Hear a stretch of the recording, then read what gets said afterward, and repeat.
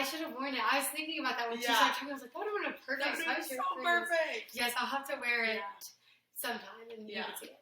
All right. So yes. Okay, so are we ready for the second question? Sure. All right, let's dive into it. So, let's see. Let me do like a little intro with this question. So, you grew up in ministry. Your brother's in ministry. Around ministry, but you decided that you wanted to be a teacher. And so you went into teaching versus going into ministry, which, if you guys don't know, she's a special education teacher, high school, which is my heart because I don't share this a lot. Like, I don't think a lot of people know this besides that I'm close with, but I'm actually going into special education to be a high school sped teacher. So, you know, we have that connection there. And I know, like, I have my own little testimony of how I knew I wanted to, you know, bring ministry into that. But I know you have your own unique story with it. So how did you know you wanted to be a teacher versus going into ministry?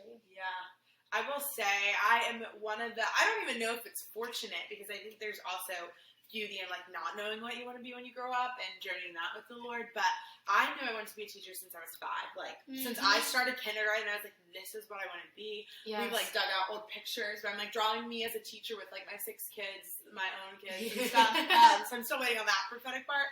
But I just like always knew school wasn't always a safe place, but I always had like this safe teacher. I remember in kindergarten, and I was like, I want to be that. Like I remember that seed like planted in my heart of like that's what I want to be for someone else. Like I want to know like if there's a little girl who like feels uncomfortable or is crying or a little boy who needs something. And so we used to like have workbooks when I was in school, and so at the end of the year I would like collect like 6 of my classmates and I would take them. And over the summer, like I would be a teacher. My parents let me dress up like our whole office when I was younger, and I just remember like that's what I wanted to be. I teacher aided, like I did.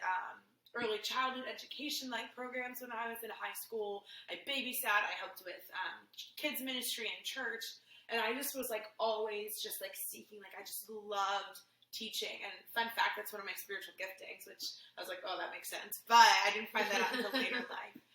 And so I just always had this stir and this passion. And so I am very like not super practical person. I won't even say that. But when I was in high school, I thought for sure, I'm going to go to Mary Washington, which is a local like college around here. I'm going to go to a community college and then go to a local college so that I can save on tuition. It's cheaper. I'm going to take that route close to home, super homebody at the time. And the Lord told me, like, no, you're going to Liberty University, which is a well-known like Christian college. Very close. Like, it's less than 3 hours from where I live. But I was like, no, God, like that's too far. That's not what I want to do. And he just like broke that part of my heart. He was like, no, you're going. And it radically changed my life, so I'm so grateful. But I remember in one of the programs I was in high school where I got to be in a practicum, like in a classroom setting. And I was in a kindergarten classroom, and there was a kid who had, I believe, ADHD, and the teacher literally faced his desk, turned it, and faced it against the wall away from everyone else. And I was like, no, like that's not okay. Like your spirit was just everything in me was like, how does this encourage the kid? What does this show to the other students? And then what does that say about the teacher? And of course I was in high school, so I didn't say anything, but I just like went over and like loved on that kid, and he quickly became my favorite. And what I found is like, I'm not going to be that teacher. Like that's whatever in my power, I'm going to have the education and the resources to make sure that's not my solution to a kid who's bouncing off the walls or distracting or things like that. And as a special education teacher, there are times where I understand why she did what she did, and I'm like, I want to turn their desk and like get away. But I realize like that's not a him solution; that's a me solution. And like I'm a teacher to produce something of him, and so I was like, yeah, that's not good. And so the Lord began to stir special education in my heart, and I'm so glad because it's given so many opportunities. Like I said, that was a kindergarten classroom. I now teach 9th and 10th grade Algebra 1 in high school because my degree is kindergarten through 12th grade. And so I had to do 2 student teaching placements, and the middle school that I ended up applying for wasn't getting back to my college in time. And so I was like, okay, I'll just do my high school that I went to. That way it's still like comfortable. I know for sure I'm doing kindergarten, Lord. Just general ed at that point, but I was like, at least like I can just get it over with. Like it's like 2 months, whatever. And I got offered a job at the kindergarten, or at that elementary school with kindergarten and in the high school, and there was a math opening. And I remember praying so hard, and I was so confused. Like, Lord, why am I even considering high school? I have like 12 cases of books for kindergarten and in my room, and I love kindergarten. All I've thought about is kindergarten. Can't wait to decorate my classroom. And then I just was surrendered, and I felt him say, you know, like, it's totally your choice. But I felt more led towards high school, and so I chose that. And it was totally the hand of God, because the relationships that I've built, the way that I've been able to talk about the gospel every day, or share some part of Jesus every day, is so, like, just incredible. And I can't believe how he did it. And I started leading youth group at the church I started attending. And some of those girls and guys, like, go to the high school that I teach at. And it's only the hand of God. And so, knew I wanted to be a teacher since I was a kid, since I was a student. And just the journey has been beautiful. And, I forgot to add, when I was in college, and I got a vision that I felt the Lord was calling me to full-time ministry. And so I was ready to, like, drop everything and stop my teaching degree. And I felt the Lord put a pause and said, no, I want you to keep pursuing. And I'm so glad, again, that led me to where I am. But he's just opened up so many doors to keep pursuing ministry in the way that he wanted it to look like, not the way that I thought it would look like to get there, which is okay. Like, I was totally just obedient and ready for whatever it would look like. I just didn't have eyes to see and understand, like, how I would get to preach when I was a high school teacher. And God knew, and he foresaw that. And so, whatever journey you're on, whether, you know, you're going to be a sped teacher like Carter or I, or whatever you're pursuing, know that, like, if the Lord gives you some kind of vision on your heart, he's going to make a way. And all he asks is your obedience. Your yes, I'm ready, you're surrendered. And it's beautiful. And I hope that, like, if you don't know what you want to be, again, surrender's the answer. Just one step at a time towards, start with what you're passionate about. Yeah, I think that's so awesome. There's so much to touch on in that. And it's so funny because in the first question, you talked about the Bible verse that I had written down. And then you talked about the Bible verse I had written down, and I wrote down the Bible verse about the spiritual gifts. And so I want to pull up the full thing here, but I have it, you know, screenshotted, so it's all, like, nice and, you know, easy to go to. I love that. But I think this is really good to read, because I think it's easy, especially when, you know, we're followers of Jesus and we're active in the church. I think it's easy to think that, you know, we have to go into ministry. When in reality, like, we have different gifts that, you know, God might call us to use outside the church to spread his gospel in other areas. Now he might call us to, you know, full-time ministry in the church, and that's awesome too. You know, we need that, but we also need people like doctors and counselors and, you know, everything, construction workers, you know, everything, because we can, like, preach the gospel wherever we go.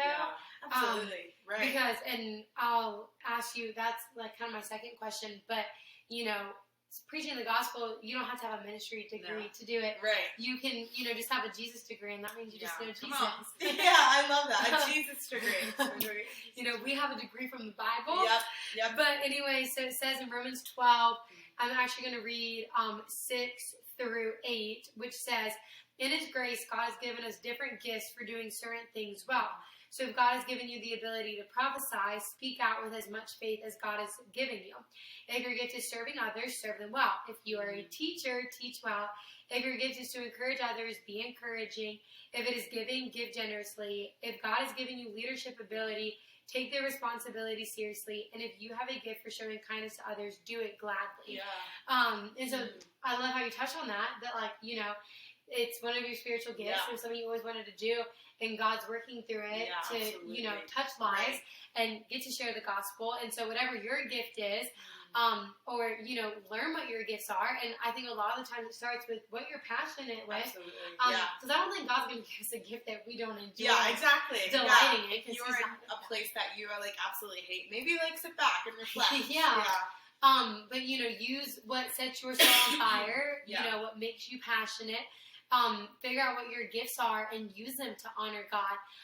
And don't despise it. Like, some people might be like, oh, well, that's stupid. Like, my gift is, you know, I'm good at coloring. Like, how? Well, you know, color really well, and, you know, color on Bible verses, and color cards to make a difference. And I actually was reading in this book. It's called How Joyful People Think, and it goes through the Bible verse. I think it's Philippians 4:8 that is, think about things that are praiseworthy, honorable, all of that. And in one of the chapters, he mentioned Martin Luther King Jr.'s quote that says, like, if if your job is to sweep floors, like, be the best, like, floor sweeper ever. And it's like, good. Be the Michelangelo of floor sweeping. Be the Beethoven of floor sweeping. So it's like, use your gifts, do them well, find excellence in them, and, don't despise it, because the Bible literally says, like, don't despise the small beginnings, for the Lord rejoices to see the work begin. So just dive into your gifts, whatever they are, and God can take anything and everything and make a difference with it. That's so true. So if it's teaching, whatever it is, just surrender it to. That's been a big message tonight. Is just surrender it to the Lord. Yes, surrender to the Lord. I also loved your story with how you came to know teaching, and ours are super similar. Like, because I think I've kind of mentioned my story with you a little bit about it, but I didn't really ever hear yours. Because I knew that I always wanted to be a teacher since I was a kid too. And I remember, because I was a Barbie kid. Like, I loved Barbies. Not gonna lie. And like, my sister was like the American Girl doll child. I was a cheaper one. Household divided. Yes, household divided. And it's funny because now we're going to like two like SEC big colleges that are like not big rivals, but like our house is still divided. We love each other though. It's just a funny joke. But I would like teach my Barbies, and I remember when I got study packets or the booklets at the end of the school year. Oh, I was so happy. I ran off that school bus. I came in the house, and like I would just teach. And then even when I needed to study for a test, that's how like I would learn. Like I would just stand in my room, and luckily I have a very like gracious, understanding family that like if I'm talking to myself or anything, like they think nothing of it. And so like I would just walk around in my room and pretend I was teaching imaginary students. And now. It's something that I always wanted to do, and I thought it was going to be kindergarten because I had a kindergarten teacher that I absolutely loved, and it wasn't that like she was like a safe space, but like I just loved her. She just made she made school fun, and she made like I remember she just made me feel so special every single day, and you highlighted on that like through your teaching, you get to make people feel significant. But the reality is that we should live our lives making people feel significant. That's awesome. And I think, I'm going to veer off course a little bit, but with everything we're doing, the cashier that we talk to, the waiter or waitress we have, the person we pass on the street, make them feel significant. Like, even if it's just a smile, every person that comes into our bubble has the chance, we can have the opportunity to make them feel significant. So through teaching, you get to do that, and one day I get to do that. But anyways, veering back on course, like she made me feel just so significant, and she just made me fall in love with teaching. So then, as I got older, when I was in high school, I saw this girl come in. I was in my English class, and they have this buddy program where students, it's like a course, they can just go and be with the special ed classes and take them to, their electives or just be in the classroom with them.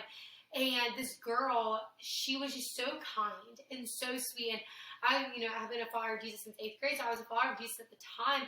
And I was like, she's living out the life. Like, I don't know if she's a Christian or not, but I just felt like she was by the way she was living. And I was like, that is such a testimony. It's like, I want to do that.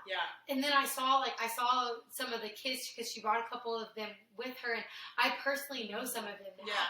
And I remember the one, which I'm closest with her, was the cutest. And I just it was so funny though because she had picked her nose and liked it on the girl. And she was like, no, she just said her name. She's like, we can't do that, okay? Like, that's not nice. And it was the cutest thing. What a moment. And I was like, I want to do that. So I signed up for the class and automatically fell in love with it. And it was like, it was just such a fit. And this isn't to be like prideful or boastful or anything, but like, a lot of the teachers, like, caught on that, like, this was where I was supposed to be. And so many of them were like, Carter, like, you need to go into this. Like, this is where you're supposed to be. Like, if you, like, pass, like, if we see you pass this opportunity by, like, it's going to hurt us see you pass it by. And it was just like, when, a lot of times when God calls you to do something, a lot of the pieces line up.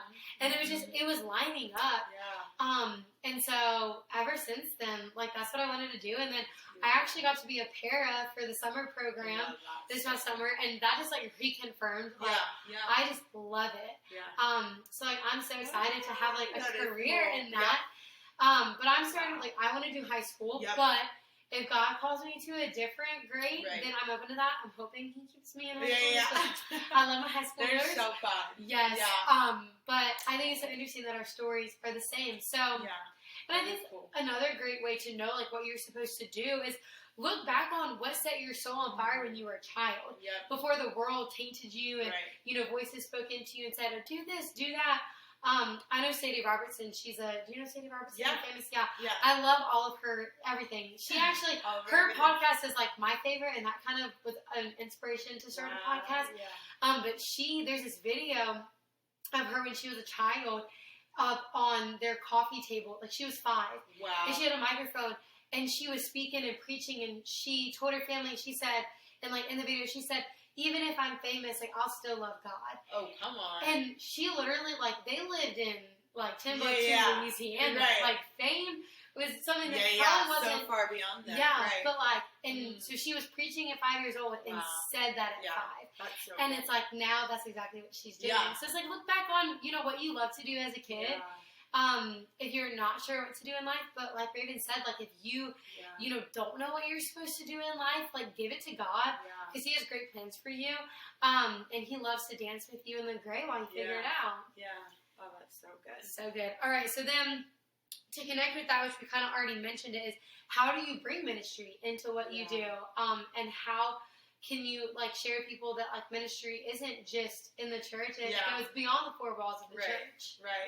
Yeah, no, that's a great question. I think first we have to realize, like, that we are the church, so we carry that wherever we go, and it's not just the building. I think the building can kind of equip us to go out, like on Sunday, to go out Monday through Saturday, but your own personal development and relationship with Christ is what is going to help you continue to be the church as well. So it's kind of like tag teaming it together. Because you need, like, especially if you work in a place, or go to a college or go to a high school that isn't full of believers, it's very difficult and it's so easy to be discouraged in your faith because you're not surrounded by that community. And so, you know, the Bible says where 2 or more are gathered, there He is. And so you have to get yourself in places where you're surrounded by the body of Christ. And that's the purpose of church, or one of the purposes of church. And so we meet and we gather there so that we're, like, reminded of, like, the good parts of Jesus, and, like, we can have that community encouraging us. If, you know, you don't come to church perfect, you come how you are. And if you need encouragement, then the church provides that. If you are meant to encourage someone else, then that's what you do on that Sunday. And so I think that that's really important to remember, that we are the church. And then outside of that, like, when practically, like, being a teacher, I think the biggest thing is, like, I spend time with the Lord. So that everything that overflows out of me, not perfect, not 100%, but my goal is, you know, just everything that I say and do is Jesus. And my kids notice that. And I love, like, I mean, just last week when I co-teach algebra, a couple of blocks, and my co-teacher was out, and I had my first block class, like, I had 4 kids come in late, and then 2 kids that sat there for 20 minutes, didn't know what they were doing, but didn't ask until after 20 minutes, and I was just so frustrated. And I did not hide it. Like, I don't have a good poker face. Like, if I am upset, I'm upset. If I'm happy, I'm happy. I'm not a fake it person. I'm, like, just there. And one of my students came up and said, "Oh, Miss Judkins, like, I can tell you're having a good day." And I was like, "What?" I also don't really get sarcasm. And she's like, "You just don't, like, seem like you want to be here." And boy, was that convicting. Because I knew, like, I had a little bit bad attitude, but I'm like, these kids, like, I'm literally feeding them. Like, whatever I do is, like, feeding them. And so I had to have a quick heart check. And so that next block, like, I was just full send. I said, this is my attitude adjustment. Like, this is not okay. And I had to apologize to a few students. I didn't even, you know, like, snap at anyone. It was just like, I had a bad attitude. And it was like that. Every block as a teacher, like, in that way, is ministry. And so that can be exhausting if you're not spending time with the Lord. That can be exhausting if you're not in that house every Sunday, if you're not in a small group during your week, because it's like the pressure isn't per se on me. But if I'm not filled up, then it feels like it's on me. Yes. Whereas if you are filled up, it's just overflow. It's like, yes. I've got plenty to give out. That's like, I don't so got to good. hog any Jesus for me. Like, yes. everything overflows. And so I think, you know, I leave, like, on my desk, like, youth night and youth group invites. If there is, you know, Christmas coming up, then I'll leave those. If there's Easter little cards and promotions, I'll leave those. If there is something that I believe in, like, even if it's not necessarily, like, church-related, but, like, maybe something that is promoting, like, the end of suicide, like, I'll put something like that on my desk. And I just, everything. Like, I want them to have access to it. Things about kids, they love touching things and having free things, and so they'll always come up and look and ask questions. And I think, like, I am not afraid to get fired, so I'm in a public school. I'm very just unashamed of talking about the Lord, and I'll even play Christian music while I'm teaching, while kids are maybe working on an assignment or something. But just like, Jesus, help me to incorporate you in everything I do. Like, I'm not here for me. And I think that's what so many people get mixed up is I'm in this job to, like, pay my bills and I can't afford to lose it, or my job has this expectation. And I think they could be shocked because this world needs Jesus. And so I think you'd be shocked the more that you incorporate him, the more room they're going to give you to keep on influencing people. And so just, like, literally pray, like, Lord, how can I incorporate more of you into my day? And whether it's making that bold choice, if you're in a cubicle and you have lunch, to close your eyes and pray. Like, you know, not like an internal, like, okay, I'm praying and then I'm eating, or I forget to pray, but, like, take that space and, like, people are like, oh, okay, they're praying, and then, like, oh, they actually, like, seem really, really joyful, even though we're here for, like, 20 hours a day, or they're stocking shelves at Walmart, but they're, like, singing. It's, like, saying hi to customers and acknowledging people and helping people out and going above and beyond. And it's, like, we're called to be the hands and feet of Jesus. So use your hands and feet to be like Jesus, whatever you do. And it looks so easy to be like, oh, like, it has to be church ministry, but everything you do should be church ministry because you are the church. And I love that scripture that just says, by the grace, like, we get these gifts by the grace of God. And so Martin Luther King Jr., that was a beautiful quote. Like, him saying that, you can be like, oh, well, of course, like, he's famous, he can say all these cool quotes, and it's like, he did, like, the Michelangelo of preaching. Like, that was his gift, and that's what he did. And so it doesn't matter that it ended up on a platform. Like, he was like, God, like, you gave me influence, I'm using it. If you are a teacher, like, use that influence. If you work at Walmart, use that influence. If you work at Starbucks, use that influence. Like, do it all with excellence, and, like, where you are matters. And maybe I've heard this before, like, maybe you'll be the only Bible that someone reads, or you'll be the only Jesus that someone meets. Yeah, and so, that's so good. Like, that's huge. Like, that is huge. Like, don't take that lightly and thinking that, like, a day is just another day. And sometimes we have to get past ourselves, because that's where Satan likes to, you know, keep us as like, oh, like, yeah, you were wronged, or you woke up on the wrong side of the bed, so just, like, let this day pan out as a bad day. And it's like, no, you can have bad moments. Like, I'll give you that. You can cry, you can be upset. You know, if you're angry and you're like, why am I getting angry so easily? Like, well, because Satan wants that to overflow in your day, and you've got to replace it with something else and recognize the power and the authority you have in whatever workplace or school place that you're in. And so, like, you are the church, and what an honor. Yeah. Literally, what an honor to be that wherever you go, I think is pretty cool. Yeah. Oh my gosh, that's so awesome. I'm not gonna lie, I was convicted when you said how, because, you know, this whole podcast is about being the light. Yeah. And being the light is more than just our words, it's in our actions. And it's in, because like you said, you didn't snap, but you just weren't exuding joy. Right. And actually today, which I did make the right decision in this moment, but some days I probably wouldn't have. Yeah. My mom and I were at the drive-thru, like, ATM, depositing cash, and we had to do, like, different transactions, and so it was, you know, taking time. Right. And the car behind us honked. And my mom and I looked at each other like, they did not just do that. Yeah. Like, what in the world? Because it'd be one thing if, like, we were taking forever at, like, the McDonald's right. But we were at the ATM. Yeah. Like, it takes time sometimes. Yeah. Like, I know I waited in my fair share of 18 months. And, you know, normally, like, I might be a little mad about it, and I might sit there, but and grumble a little bit about Yeah. it, but I'm not going to honk my horn. No.